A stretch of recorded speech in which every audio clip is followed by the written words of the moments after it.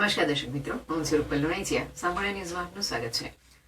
બનાસકાંઠામાં કાર્યરત આશા વર્કર બહેનો પાસે વધારાની ઓનલાઈન ડેટા એન્ટ્રી કામગીરી ન લેવાય તેવી માંગ સાથે ગુજરાત રાજ્યના મુખ્યમંત્રીને પત્ર લખી રજૂઆત કરવામાં આવી છે.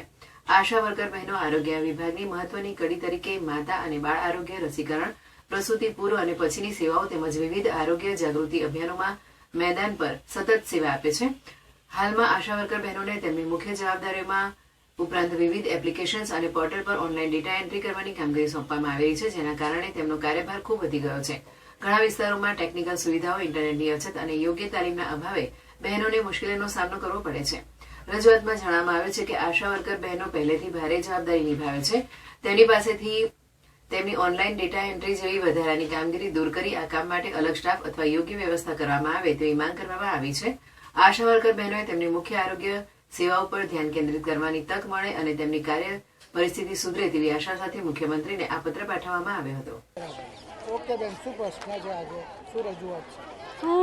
હમણાં ટૂંક સમય પહેલાં ગુજરાત સરકારને એક લેટર એવો બનાવેલો કે એચબીએનસીનું ઓનલાઈન પોર્ટલ પર કામગીરી કરવાની, અને એ કામગીરી બાબતે આશા વર્કર બહેનોએ વિરોધ આખા ગુજરાતભરમાં નોંધાવ્યો. છતાં પણ ગુજરાત સરકારે બહેનોની માંગણીઓની સ્વીકારી નથી અને એમને ઓનલાઈન કામગીરી નહીં કરાય તો એમને ઇન્સેન્ટિવ નહીં મળે. હવે આ તાનાશાહી નિર્ણય છે અને વિરોધમાં ગુજરાતભરમાં આશા વર્કર બહેનો અમે મુખ્યમંત્રી સાહેબને આવેદનપત્ર લેખિત રજૂઆત કરવાના છીએ.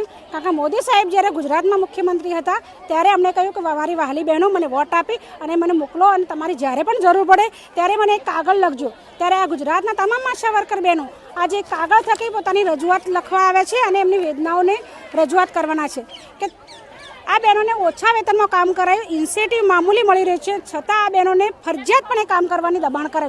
નહીં કામ કરો તો એને ઇન્સેન્ટિવ મળે, તો આ ના ચલાવી લેવાય. અને એટલા જ માટે અમે તમામ આશા વર્કર બહેનો મુખ્યમંત્રીને રજૂઆત કરવાની છે લખિત. આગળ અમે બહુ મોટા કાર્યક્રમ કરીશું. ગુજરાતભરમાં આશા વર્કર બહેનો વિરોધ કરશે અને જો માંગણી નહીં સંતોષાય તો કામગીરીથી અળગાવીને હડતાલ પણ કરવાની ફરજ પડશે તો અમે કરીશું. અને એ સમય દરમિયાન ગુજરાતભરના લોકોનો આરોગ્યનું જોખમ થાય, માતા મરણ, બાળ મરણ થાય તો સંપૂર્ણ જવાબદારી સરકારની રહેશે. મારું નામ જોશી રંજનબેન એચ, જેડા પીએસસી અને આશા વર્કર.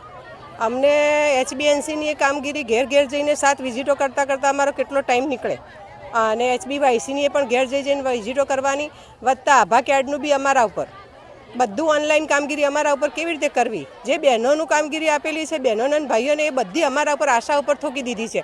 આશા બહેનો કેટલી જગ્યાએ થાય, સર્વે કરવાનું હોય, બધી વિઝિટો કરવાની હોય, પુરાનાશક કામગીરી કરવાની, કેટલી બાબતોનું, ટીબીનું કામ, કેટલું કામ અમારા ઉપર આપવામાં આવે છે. જે લોકો સાહેબોને અને બહેનોને કરવાનું હોય એ બધું કામ આશા વર્કર ઉપર મૂકી દીધું છે. તો ભારણ કેટલું થયું અસ્તુ.